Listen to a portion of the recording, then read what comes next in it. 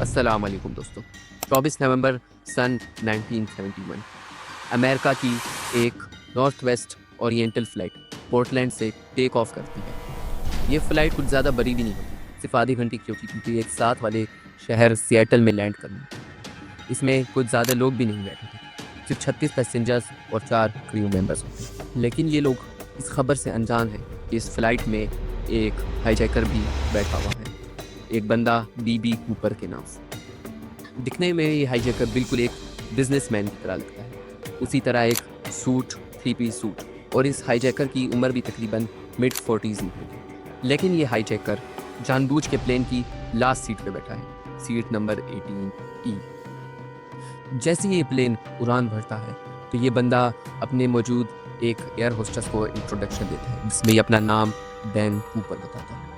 उस air hostess का नाम था फ्लोरेंस शाफनर, और ये बड़ी मुस्कान के साथ उसको एक नोट देती है। शाफनर एक 23 साल की जवान लड़की थी, जिसको ये लग रहा था कि ये उसके साथ फ्लर्ट करने की कोशिश कर रही है। तो उसने उस नोट को लिया और बिना पढ़े अपने पास रखा। ऐसा करते देख कूपर ने कहा, मिस, मुझे लगता है आपको ये नोट पढ़ लेना चाहिए। मिस, मेरे पास एक बॉम्ब है। शाफनर ने जब उस नोट को खोला तो उसमें एक बड़ी नीट हैंड राइटिंग के साथ लिखा हुआ था, miss, I have bomb in my briefcase and I want you to sit by me. शाफनर ये देखते चुपचाप ही कूपर के साथ बैठ जाती है, लेकिन उनको अभी तक ये यकीन नहीं था कि उसके पास एक बॉम्ब है। तो कूपर अपना ब्रीफ केस थोड़ा सा खोल के दिखाता है कि उसमें लाल लाल सिलेंड्रिकल तारें और एक सिलेंडर पड़ा हुआ है, जिसमें कोई शक नहीं ये एक बॉम्ब ही है।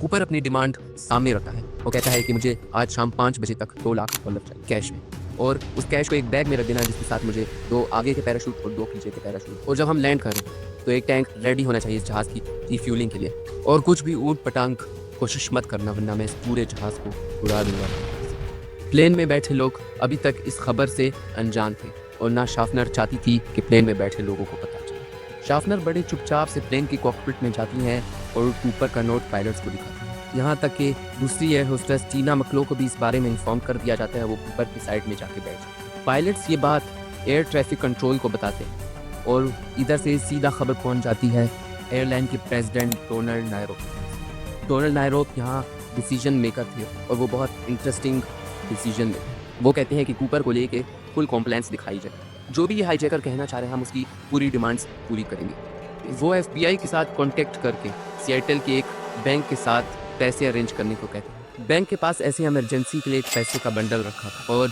इस पैसे के बंडल में एक ख़ास बात थी, और वो हम वीडियो के आगे जाकर करेंगे। लेकिन आपके जहन में एक इंटरेस्टिंग सवाल आ रहा होगा कि प्रेसिडेंट ने ये फैसला लिया क्योंकि इसके पीछे एक वजह थी प्लेन यानी एयरलाइन की रेपुटेशन।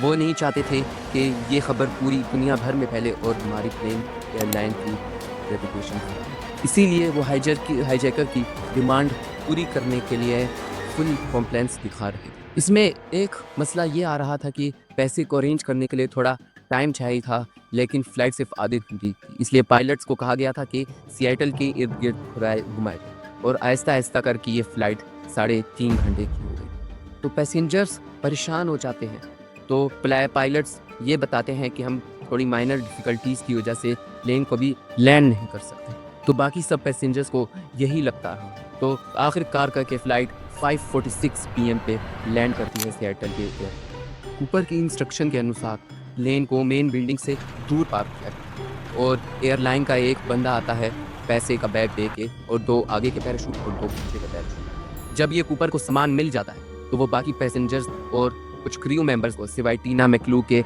अलाउ करता है प्लेन से जाने के लिए। इस हवाई जहाज़ को प्लान के मुताबिक रिफ्यूल कहा जाता है, और ये जहाज़ वापस उड़ान भरता है। इस प्लेन में सिर्फ पायलट्स बैठे हैं और कूपर और टीना। कूपर यहाँ पायलट्स को इंस्ट्रक्शन देता है कि किस डायरेक्शन में जाना है, किस स्पीड में जाना है, और कितने एंगल पे प्लेन को उड़ाना। वो कहता है कि प्लेन को मेक्सिको सिटी की तरफ लेके जाओ, और प्लेन को 10,000 फीट पर उड़ाना, और प्लेन की स्पीड जितनी कम हो सके होनी चाहिए, और प्लेन की जो विंग्स की पोजीशन है वो 15 डिग्री होनी चाहिए। पायलट्स कूपर को कहते हैं अगर हम कॉन्फ़िगरेशन से जाते रहेंगे तो हम कभी मेक्सिको सिटी पहुंच ही नहीं पाएंगे, क्योंकि प्लेन में इतना फ्यूल ही नहीं। लेकिन कूपर को इस बात की कोई चिंता नहीं। वो कह रहा था जैसे मैंने कहा है उसी तरह प्लेन को उड़ाते रहो। आगे जो होता है दोस्तों वो अनबिलीवेबल है। वो किसी फिल्मी कहानी से कम नहीं। कूपर टीना को कहता है कि प्लेन के कॉकपिट में चले जाओ दरवाज़ा बंद कर, और प्लेन के पूरे पिछले वाले हिस्से में सिर्फ एक ही इंसान होता है, डीबी। ये अपने पैराशूट निकालता है और बांधता है अपने जिस्म के साथ। कुछ ही मिनटों बाद कॉकपिट में वार्निंग लाइट फ्लैश करती है। वो इस बात को इंडिकेट करती है कि पिछले के स्टेयरकेस को डिप्लॉय किया जा रहा है। ये उस ज़माने में प्लेन की बड़ी ख़ास बात थी।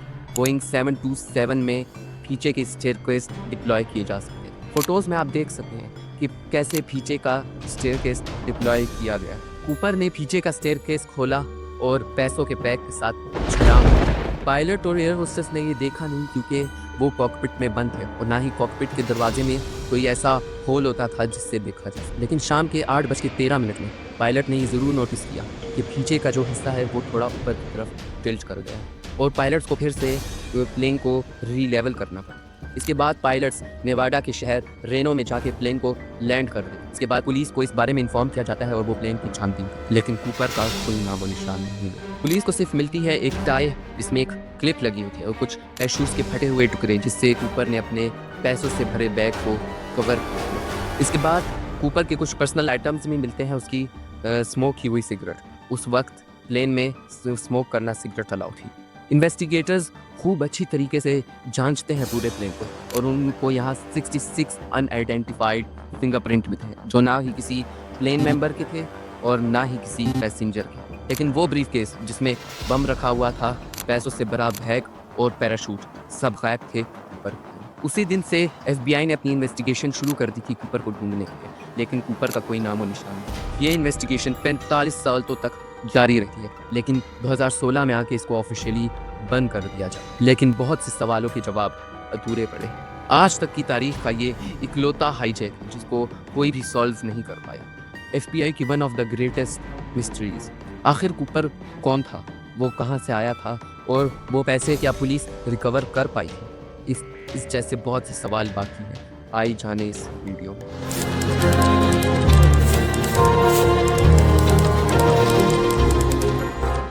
इस हाईजैक में दो चीज़ें बहुत इंटरेस्टिंग हैं। पहला कि इस पूरे हाईजैक के दौरान किसी भी पैसेंजर को इसके बारे में मालूम नहीं हुआ। ना ही यहाँ कोई मारा गया और ना ही यहाँ किसी पैसेंजर को कोई चोट पहुँची। इसका क्रेडिट अक्सर कई लोग टीना मकलो को देते हैं, उनको हीरो पुकारते हैं, क्योंकि उनने यहाँ इंश्योर किया कि कूपर यहाँ काम करता रहे और कभी भी यहाँ कोई पैनिक की पोजीशन क्रिएट ना हो, जिसमें ना कोई हल्ला मच जाए और ना किसी को चोट पहुँचे। प्लेन के को पायलट ने ये कहा था, शी वॉज वेरी काम। कोई भी ऐसा नहीं हो सकता जब उसके साथ कोई ऐसा क्रिमिनल बैठा हो जिसके पास एक बॉम्ब। दूसरी इंटरेस्टिंग बात यह है डीबी कूपर का नाम। जैसे कि मैंने आपको पहले बताया था, उसका नाम असल में डैन कूपर था, लेकिन आज के दिन इसको कई लोग मिस्ट्री ऑफ डीबी कूपर कहकर पुकारते हैं। आखिर ये डैन डीबी कैसे बन गए? इसके पीछे गलती है एक न्यूज़ रिपोर्टर की। उस वक्त एक रिपोर्टर थे जेम्स लॉन्ग के नाम से, वो अपनी डेडलाइन मीट करने में काफ़ी लेट हो गए तो पुलिस वाले ने उनको डैन कूपर बताया, लेकिन उनने डीबी कूपर सुन लिया और इसने वही चीज़ अपनी खबरों में सुना ली और इस खबर को कई जर्नलिस्ट सुनते हैं और वो भी इसको अपनी न्यूज़ में डीबी कूपर कहकर बुलाते हैं। कुछ इस तरह से हमारे हाईजैकर का नाम ही बदल जाता है। साइकोलॉजी में इस फेनोमेना को एंकरिंग करके पुकारा जाता है। इस फेनोमेना की ये स्टेटमेंट है कि इंसान जो होते हैं वो अपनी फर्स्ट बेस इंफॉर्मेशन में कुछ ज़्यादा ही हैवली रिलाई करते हैं, लेकिन हमारे कूपर भाई साहब के केस में कुछ ज़्यादा ही मुश्किल नहीं थी, सिर्फ एक नाम ही बदल गया था। और ऐसा तो है नहीं कि हाईजैक करने वाला बंदा असल नाम बताएगा नहीं। FBI की इन्वेस्टिगेशन से हमें ये पता चलता है कि कूपर ने पैराशूट के कुछ हिस्से फाड़ के अपने पूरे कैश को कवर कर लिया और उस पूरे कैश का अप्रोक्सीमेटली वज़न 10 kg था। 2 पैराशूट्स कूपर लेके कूदा, एक आगे और एक पीछे। कूपर ने किस एरिया में छलांग मारी इसका अंदाज़ा भी पुलिस के पास मौजूद था। वे वाशिंगटन स्टेट के साउथ वेस्ट इलाके की तरफ ये छलांग लगाई गई। नीचे मौजूद थे बड़े ढेर सारे पाइन फॉरेस्ट्स, लेक्स और बड़े बड़े कैनियंस जहां भालू रहे। इसलिए इन्वेस्टिगेटर्स कहते थे कि कोई चांस ही नहीं है कि कूपर जिंदा बच पाए। 10,000 फीट की ऊंचाई से छलांग मारना, और वो भी पिच डार्कनेस में। पूरा अंधेरा था उस वक्त, रात के 8 बजे। दूसरा, जो कूपर ने कपड़े पहन रखे थे वो बिल्कुल भी सूटेबल नहीं थे छलांग के लिए। पैंट और शर्ट में छलांग मारना, और वो भी तब जब बारिश होने लग रही थी बाहर, और भारी भारी काले बादल मौजूद थे, वो भी 5,000 की हाइट पर। यानी इससे ये बात साफ साबित होती है कि कूपर को कुछ भी नज़र ना आ रहा होगा नीचे छलांग मारना। और उसके बाद ये बात भी साबित होती है कि जो कूपर ने छलांग मारी 320 किलोमीटर पर आवर की रफ्तार से मारी। United states of parachute authority का मानना था कि उसके ऊपर एक और बड़ी प्रॉब्लम, नवंबर के महीने में अमेरिका में इस रीजन में टेम्परेचर काफ़ी लो होता है और अगर कूपर किसी लेक में गिरा होगा तो उससे बच पाना काफ़ी नामुमकिन है। इतने ठंडे पानी में कुछ ही मिनट में हाइपोथर्मिया होने का चांस है और इसके बावजूद जो इसके कूपर के ऊपर वज़न पड़ा हुआ था उसमें तैर पाना और भी ज़्यादा मुश्किल है। और ऐसा बोलने के बाद कुछ ऐसे वजहें सामने आती हैं जिससे ये पता लगता है कि कूपर ने इस छलांग को सर्वाइव कर लिया। ये रीजंस थे कि कूपर की हाईजैक करने के बाद कुछ और सिमिलर हाईजैक देखने को मिले। जब कूपर की हाईजैक की खबर मुल्क भर में फैली तो काफ़ी और हाईजैकर ने ये करने का सोचा। कम से कम 5 लोगों ने सेम यही कॉपी कैट हाईजैकिंग की और ये सभी के सभी 5 लोग प्लेन से छलांग मारने के बाद सर्वाइव भी कर गए। इनमें से एक थे मार्टिन मैकनेली जिनने एक प्लेन हाईजैक किया था 24 जून 1972। बिल्कुल सेम हाईजैक इन्होंने भी किया। $5 लाख मांगे और उसके साथ प्लेन को वापस रिफ्यूल करके उड़ाने का बोला। मैकनेली की केस में प्लेन की स्पीड 400 से 500 के बीच में थी जब उसने छलांग मारी और ये दुगनी स्पीड थी कूपर के कंपैरिजन में। लेकिन फिर भी मैकनेली इस जंप को सरवाइव कर गए एक रिजर्व पैराशूट। बिल्कुल ऐसा एक और हाईजैक किया गया जनवरी 1972 में रिचर्ड लापॉइंट के द्वारा और उन्होंने तो जनवरी के महीने में छलांग मारी स्नो में और वहाँ स्लाइड करके सरवाइव भी कर गए। ये अलग बात है कि ये दोनों हाईजैकर पकड़े गए, इसलिए हमें इनकी कहानी मालूम है। लेकिन FBI ने ये सोचा अगर ये दोनों छलांग मार सकते हैं कूपर की बनिस्बत बड़ी गंदी कंडीशंस में तो कूपर भी तो सरवाइव कर गया होगा, क्योंकि FBI वाले ये एज्यूम करने लगे कि कूपर जिंदा हो सकता है। तो उनका अगला काम यही था कि कूपर की तलाशी लेना उस जगह में जिधर उसने जंप मारी। असल में जंगलों में कूपर को ढूंढना पुलिस ने हाईजैक के अगले दिन ही कर लिया। पुलिस चाह रही थी कि कोई बॉडी मिले या पैराशूट का कोई टूटा हुआ टुकड़ा मिले या फिर कोई $20 का बिल मिले। मैंने वीडियो के शुरू में आपको ये बात बताई थी कि कूपर के जो नोट दिए गए थे उसमें एक ख़ास बात थी। ख़ास बात ये थी कि वो सारे $20 के नोट्स थे। 10,000 नोट्स $20 के और ये कोई 2 लाख हो गए। और जो नोट्स पे सीरियल नंबर भी लिखे गए थे वो भी बैंक ने पहले से नोट डाउन कर लिया। बैंक ने इस सीरियल नंबर्स की लिस्ट पूरे मुल्क में बांट दी, बैंकों से लेकर कसिनो तक। और उनको ये इंस्ट्रक्शन दी गई अगर आपको इसका $20 का कोई नोट मिलता है तो हमें ज़रूर इन्फॉर्म कीजिएगा। इन्वेस्टिगेटर्स के लिए कूपर को ढूंढना काफ़ी मुश्किल हो रहा था ताकि ये पता चल सके कि एग्जैक्ट एरिया कहाँ सर्च किया जाए। बहुत ज़्यादा सवाल थे हाँ कि जब प्लेन उड़ रहा था तो उस वक्त विंड स्पीड क्या थी, एग्जैक्ट लोकेशन क्या थी प्लेन की जब कूपर ने छलांग मारी। छलांग मारने के बाद किस हाइट पे कूपर ने अपना पैराशूट खोला होगा और किन किन डायरेक्शन में वो पैराशूट जा सकता होगा। इन्वेस्टिगेटर की ये सोच थी कि जो कूपर ने छलांग मारी होगी वो लेक मर्विंग के पास किसी आसपास इलाके में मारी। FBI ने इसके बाद एक प्रैक्टिकल भी किया कि एक अगर सेम प्लेन को सेम कन्फिगरेशन के साथ उड़ाया जाए और सेम टाइम पे एक बॉक्स को स्टेयर के साथ पुश आउट किया जाए तो वो किस जगह पे लैंड होगा। इसके बाद door to door searches conduct कराने लगे इस एरिया में। लोगों के घर जाते पुलिस वाले और इन्वेस्टिगेट करते। लेक मर्विन में यहाँ तक कि पेट्रोल बोट्स भी चलने लगे। और एक ख़ास बात यहाँ ये आती है कि एक कंपनी ने एक सबमरीन भी दे दी थी लेक मर्विन में एक बॉडी या कोई फटे हुए टुकड़े नोट्स के सर्च करने के लिए, लेकिन कुछ नहीं मिला।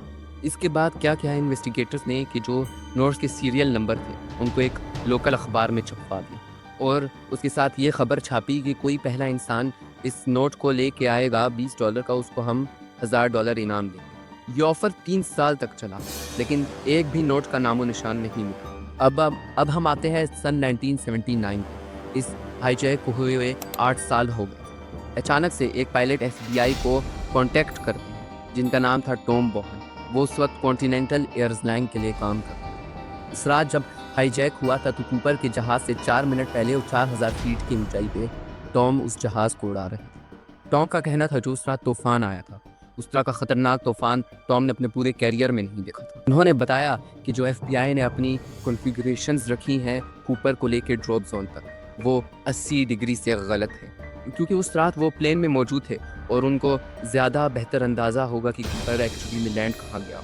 उन्होंने बताया कि असल में हमें सर्च वाशुगल रिवर के ड्रेनेज एरिया में करना चाहिए। कुछ ही महीने बाद टॉम का ये शक सही साबित होता है। एक 8 साल के बच्चे को कोलंबिया नदी के किनारे पर $20 के कुछ 8 नोट पड़े दिखे और ये सारे नोट $20 के थे और कुछ नोट की तो गड्डियाँ बनी हुई थी। जब पुलिस ने इन नोट्स के सीरियल नंबर को देखा तो ये बात उसी टाइम ही कंफर्म हो गई थी कि ये जो नोट वही नोट है जो इतने साल पहले कूपर को दिए गए। इसके बाद पुलिस ने इस एरिया में बहुत ज़्यादा सर्च किया लेकिन उनको कुछ नहीं मिला, सिर्फ $5,800 के पीस।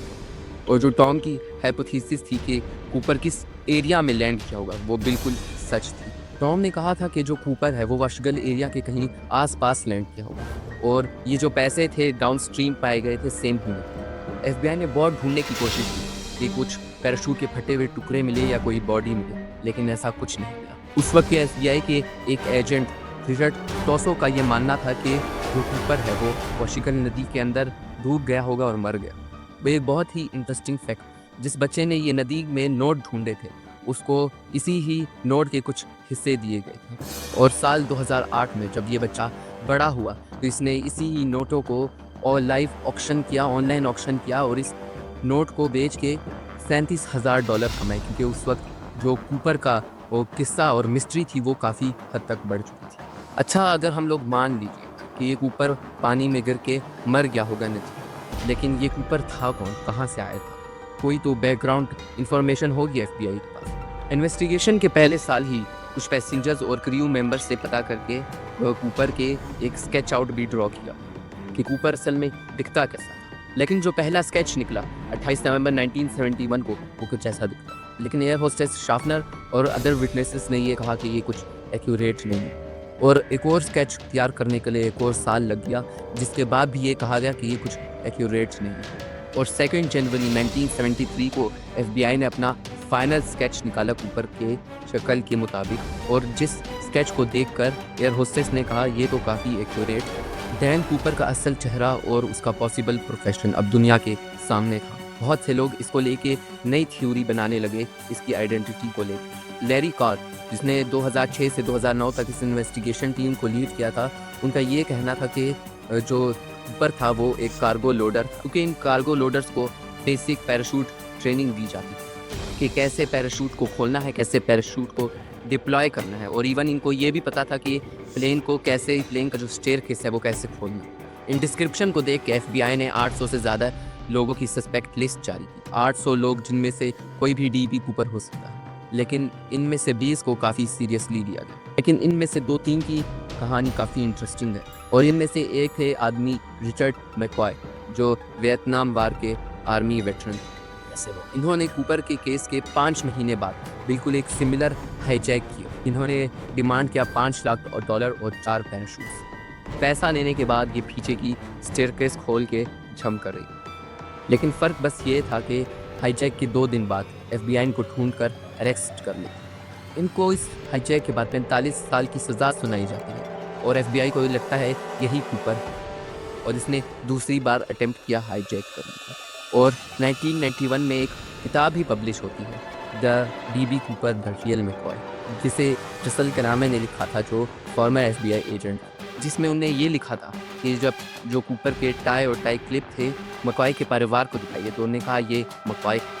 लेकिन जब मैकॉय से इस बारे में पूछा गया तो उसने ये कहने से मना कर दिया, ना ही वो इस बात को एडमिट करेगा और ना ही इस बात को दोहराएगा। इस वाक़ये के 2 साल बाद मैकॉय एक जेल ब्रेक अटैम्प्ट करता है जिसमें वो शूट आउट होता है और मार दिया जाता है, जिसके बाद आपको ये लगेगा ये तो हो गई मिस्ट्री सॉल्व। लेकिन हमारी कहानी में यहाँ एक ट्विस्ट बाकी है। एफबीआई आज के दिन मैकॉय को डीबी कूपर नहीं कंसीडर। ये इसकी 2 रीज़न। पहला रीज़न ये है जो स्केच कूपर का बनाया गया था वो मैकॉय से इतना मिलता जुलता है, और जो दूसरा रीज़न है उसमें एफबीआई को ये एविडेंस मिलता है कि हाईजैकिंग की रात मैकॉय कहाँ था। वो लॉस वेगस में मौजूद था और उसके अगले दिन वो अपने घर में अपनी फैमिली के साथ मौजूद था। और इस 2 रीज़न की वजह से ये बात एडमिट होती है कि जो मैकॉय है वो डीबी कूपर नहीं। और जो दूसरे सस्पेक्ट हैं रॉबर्ट रॉबस्टा, वो भी एक वियतनाम वार के आर्मी वेटरन। उन्हें कई दफ़ा अरेस्ट किया गया एयरक्राफ्ट थेफ्ट और एक्सप्लोजन्स की वजह से, और बाद में हमेशा इन्हें नॉट गिल्टी पाया। इनकी शक्ल डीबी कूपर से काफ़ी मैच करती थी, लेकिन 1979 में इनको जाने दिया, सस्पेक्ट लिस्ट से हटा दिया गया क्योंकि इनके खिलाफ कुछ ज़्यादा एविडेंस नहीं थी। और इस पूरे वाक़ये के बाद 12 जुलाई 2016 को FBI इस केस को ऑफिशियली बंद कर दिया। 2016 में रॉकस्टार की उम्र 73 साल थी और 2019 में कुछ नेचुरल कॉजेज़ की वजह से रॉकस्टार मर जाते हैं। और घुमा फिरा के दोस्तों हम यहीं आ जाते हैं कि डीबी कूपर की जो मिस्ट्री है वो आज तक अनसॉल्व है। कोई नहीं जानता था डीबी कूपर कौन था, कहाँ से आया था और कहाँ चला गया। आपको ये सब सुनकर क्या लगता है कि उस रात जब डीबी कूपर ने प्लेन से छलांग मारी थी, क्या वो इस छलांग को सरवाइव कर गया था? नीचे कमेंट्स में बताएं। कूपर की इस हाईजैकिंग के कुछ ही दिनों बाद जो और हाईजैकिंग हुई, उसमें जो सस्पेक्ट थे, जब वो पैराशूट से छलांग मारते थे तो वो इस छलांग को सरवाइव भी कर जाते थे और पकड़े भी गए, लेकिन कूपर अगर हमारी ये वीडियो आपको पसंद आई, जो हमारी इस चैनल की पहली वीडियो है, तो नीचे दिए गए एक थंब लाइक स्ट्रक्चर को क्लिक करें, सब्सक्राइब करें और बेल आइकन को